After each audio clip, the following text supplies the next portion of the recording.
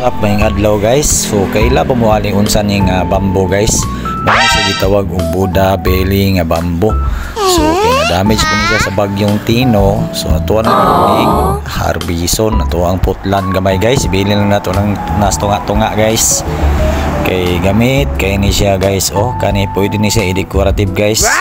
Imong murag baluster sa kwan guys, baka na ganing naamoy bamboo house o tree house. Pwede kini siya ibutang guys, imo lang siyang paughon.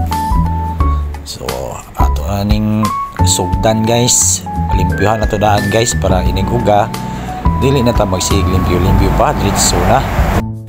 So padayon lang ta ani og kanang kuha guys, ya limpyo gyapon ta sa uban. Mora gyapon same procedure guys, limpyuhan ato daan kay para diretso na ini kauga ba. O mala ni siya tanan guys.